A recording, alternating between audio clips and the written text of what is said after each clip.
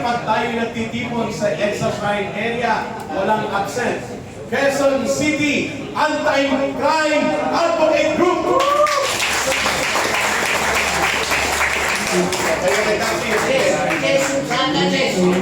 Tuminig ka, test mo yun, saan ka?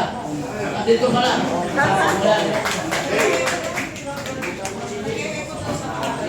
Nag-game, huwag ka lang.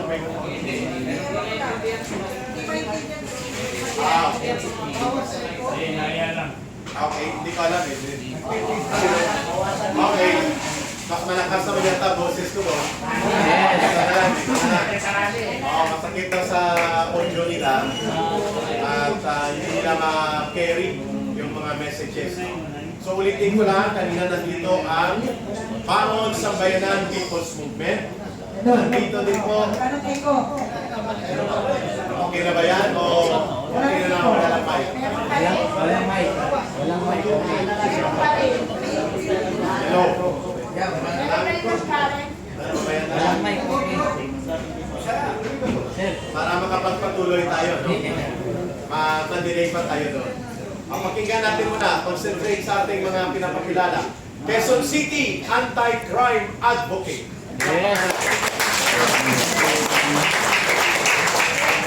And of course, nandito po ang Muslim Alliance of the Philippines.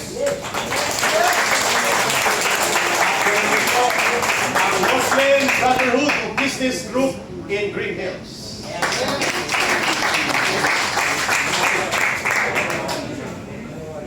Nandito rin po kasama nila galing pa Davao pero sumama Muslim Alliance for Peace and Solidarity also. Grupo nila Go Brandy Gaspar Usman.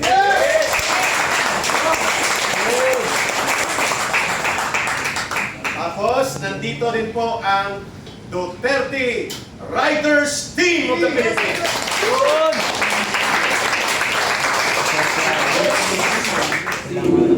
Representative from the Chinese-Filipino Community Group in Metro Manila. Palakpakan natin si Ronald at si Sonia. Of course, nandito po, ano to, MRRT. Ang alam ko, PRRT.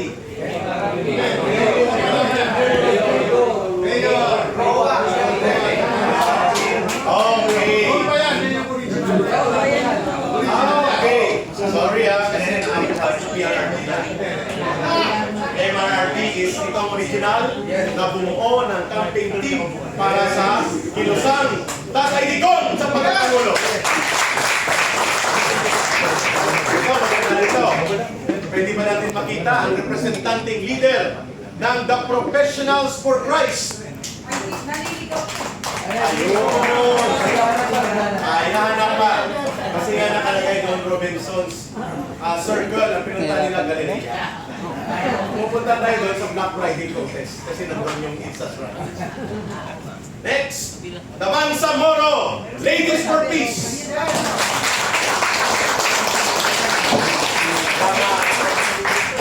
Of course, nandito din po ang North Duterte pa rin kami.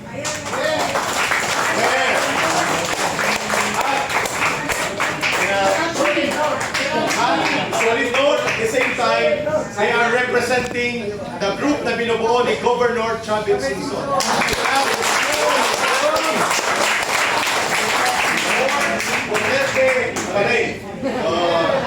Pero sila din po ang solid group na nagbubuo ng core group ni Manong Gov Chavez Singson. Ito, wala dito pero nag-solidarity confirmation ngayong araw. Galing to ng Bicolandia, malaking organization. Salaro Bicolandia kontra Ladronso. Apat na organization ito coming from Bicol. Yan, apat. Here also kay Attorney Manny Luna. Yan. At nandito ang mga force multiplier para po sa pagreforma sa gobyerno may problemang nabubulok. Sarge Multiplier! Of course, hindi natin kakalimutan representing unti-unting lumalawak po sila. Nanggaling po ito sa mga retired uniform services, General Daos and Colonel Opriasa. Si Colonel Pontapay. Dalawang so, nandito po. Si Sir Noel ay retired din po ito, Manila's finest. At siya na ngayon ang nagbubuo ng Sarana. Yes! Of course, baka sabihin nyo, lokal lang ang binubuo ng Kampilan. Nag-commit po sa araw na ito, konfirmado na malaking organisasyon po ito na nakabase sa New York ng mga Filipino communities. Patriotic Filipinos USA! Dito po kami pumunta dito sa Beijing, nang ako po ay papakulong ng walang sala at hindi makakalabas ng 4 hanggang 5 buwan nang hinahabol kami ng Quadcom noon ni Romualdez at Marcos sa New York. Ito po yung grupo ng Patriotic Filipinos USA. Malakas po ito na tumulong noon sa panahon ni Tatay Digong laban sa Communist Terrorist Operation sa Amerika. At nandito rin po ang grupo nila Attorney Arnedo Valera. Matagal po ito na organization sa US. Nag-commit sila na tumulong sa kampilan ng mamamayan. Filipino Migrant Heritage Foundation. Nakabase naman ito sa Washington, D.C. Ito, Filipino Migrant Heritage Foundation. Ang abogado nito ay dating abogado ng National Democratic Front. Yon. Pero ngayon ay tumulong ito nang si Tatay Digong naging presidente, tumulong siya para mabuo ang Migrant Filipino Associations and Communities sa Amerika. At sila ngayon ay tumatayo na kilalanin ang Kampilan. Ito pa, syempre hindi natin makakalimutan. Isa sa mga kinikilala, tinitingala ang leader na matilok ng ating Armed Forces of the Philippines, naging Chief of Staff, naging National Security Advisor sa panahon ni Tatay Digong, at naging susi kung bakit nagkaroon ng matatag na pagpapatupad ng National Task Force to End Local Communist Armed Conflict, si Secretary and General Hermogines Espino. Ang General ng isang bayan ng Pilipinas. Okay, dito. Ang pangalan niya hindi ko makita. Wala dito. Ito siya.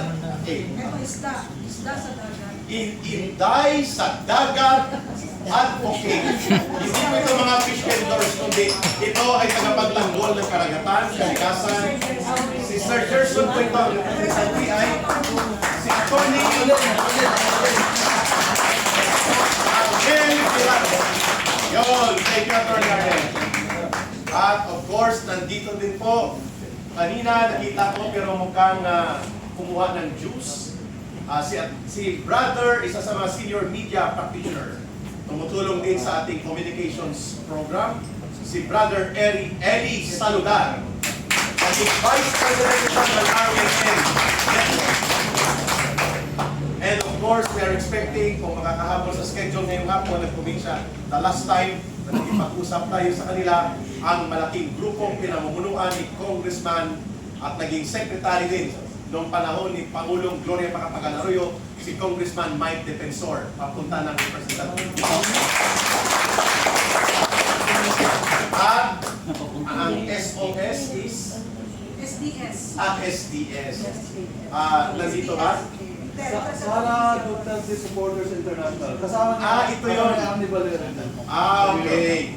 Kina-Attorney Arnie Valera. Okay. SDS is the International Alliance of Solid Salo Supporters. Okay. Then, nandito po ang Duterte pa rin.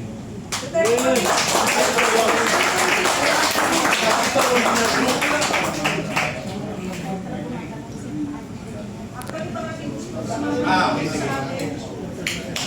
Retired. Basahin ko Ito yung mga sumasama sa Solid Duterte pa rin.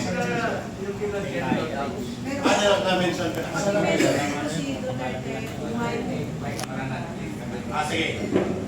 Basahin ko muna ito mga retired na mga nagservisyo sa uniform sector. Colonel Sahiron Sadi. Colonel Yupito Gutierrez. Colonel Leonardo Esqueda. Attorney at Colonel Charlie Gat, and Colonel Benhor Mungao. Odi Mungao. Yes, kasama na. Kasama ni Mami sabi ko. Mungao. Laban tripod. Pakinggan na natin. Kasi mga Ulo lang. Ba't ulo lang dinala? Support 101% kay Manong Chavez at saka sa mga gawain natin. yun. Saan niyo po? Parang sila na parang na, retire. Okay. Bago po ang mga solidarity